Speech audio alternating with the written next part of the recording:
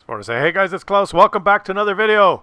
Let's watch Raven 10FT from the Tafar clan in his Carnarvon Action X. Not only are we going to witness a fantastic game today, but we're going to learn a little bit about one of the new maps that's been introduced into the game, the Great Wall. I think the map's called the Great Wall. A map that is a very, how do I describe it? It's basically 3 choke points. There's a choke point in the southeast, a choke point in the north, and a choke point in the middle. 3 narrow choke points. Most of the map is just big, huge mountains that you can't drive through. 3 tiny little linear battles. So this map really favors tanks that have really good armor and big guns, like the Carnarvon Action. Well, we're going to watch the Carnarvon Action X, but to make the point, tanks that are heavily armored, have strong turrets and big guns on a map where there's only 3 choices, 3 little choke points. Now this map is designed so that finally some tanks with good armor have a chance, unlike the ELC even, which didn't have a chance there. Let's just watch. Yeah, you notice how the team's dispersing here. There's 1 choke point in the middle here. This is an encounter, so there's a base right here. This is the most important choke point in an encounter battle because, I mean, the teams will encounter each other. This little gap in the wall here is where the encounter happens. And you basically just drive to one of these choke points and fight head on. There's no room for spotting. There's no bushes. There's even not very good artillery lines of sight. So let's watch it unfold here and see how this map plays out. You'll notice that there is an encounter going on here. The enemies have moved in. Wait a minute. Do I have the right video here? Is this the right one? Second here, guys. I knew I had a video on this map that was going to show how this... Oh, wait, the game's over! It's over. Oh, no, this was the video of how this map plays out on encounter mode. That's right. I wanted to show you a video of how this map plays out on regular standard mode. Just a second. I think there's one here. Yeah, it says here it is. We're tanks with that are heavily armored. Let's watch Marshal Zhukov II in his IS-7. That one has some armor, and he's platooned with Ivanos from the Hetas clan. And he's in an Object 140. That one has some good armor too. Now these 2 tanks, when they play on this map, it's a little bit different. Sorry about that. I had the videos mixed up. One of them was how encounter mode plays out in this map. It's basically a clusterfuck. Forget about that. Let's watch how this map plays out. Now, let's start again here. There's 3 choke points. The middle one, the one in the southeast, and the one in the north. You see them there? And the idea is to drive to one of these little narrow gaps and fight the enemy. So if you happen to have a tank that has a lot of armor and a big gun, you will do better than a tank that has a little gun and no armor. That's why they made this map, because Russian tanks need some love too, right? So let's watch Marshal Zhukov here in his IS-7, and he is smartly going to the closest choke point from the spawn, which is the middle one. Oh, there's one of those tanks with not very much armor and little guns. Yeah, he's not doing too well on the map like this. Why don't you take that tanks on another map and try and go spot someone? Alright, now his buddy in the Object 140 has moved up to the choke point, and he's taking a hit. Oh, look, the enemy team has a Centurion Action X. Now that is a scary tank to encounter on a map like this. Let's see how it plays out. The IS-7 has arrived, and now he can fight in this choke point. You see the dynamic nature of this map means that the tanks line up in these narrow little gaps like this and fight. There's that 10-foot opening, and they shoot each other. This is what you do on this map. You notice that there's 3 clusters, 3 different choke points, and the battle rages. And it's balanced in a sense that if you have a tank that has a big gun and lots of armor, you will have an advantage. And what kind of tanks have big guns and lots of armor? Well, anyway, let's watch the game here. It's very exciting. There's the platoon there, the Object 140, and the IS-7 is sitting in a spot here that I guess the artillery had smart enough to have positioned himself so that he can take a shot on one of these choke points. I've played artillery on this map a couple of times, and I have yet to discover the best spots to sit because there's mountains in the way all the time. You see how this team is on this side of the narrow gap and that team is on that side, and it's just, you know, there's so much skill involved in this map. Oh, there's an enemy that foolishly poked. Poking will get you damaged on this map. They're fighting head on here.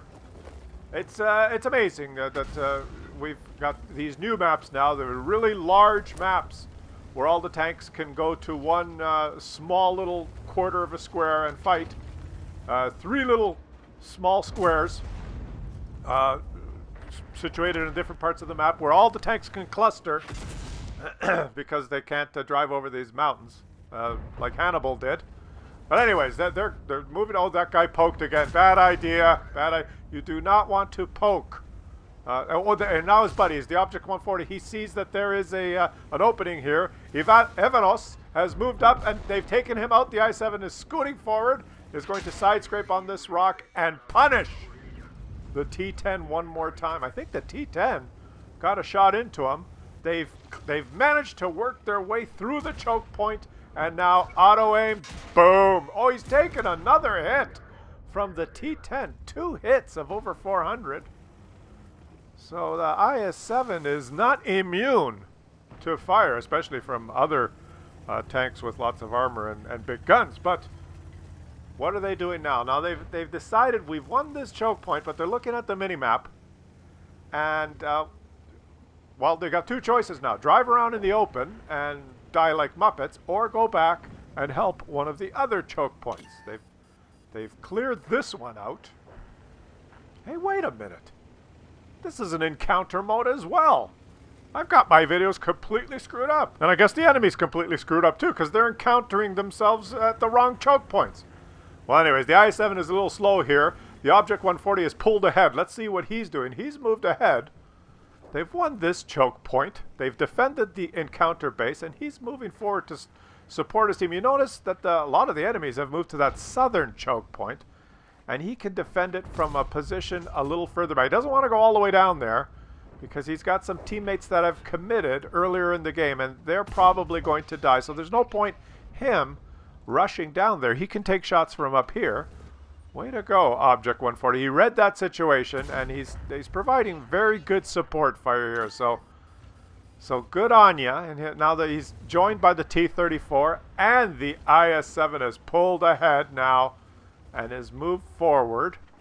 And they're just going to defend this choke point now. Because did I mention that this map is basically a lot of choke points? So he's got his buddies there, the IS-7 and the T-30, not T-34, it's a T-30, defending that choke point. And the northern choke point has fallen. So the Object 140 is going to reposition himself to the north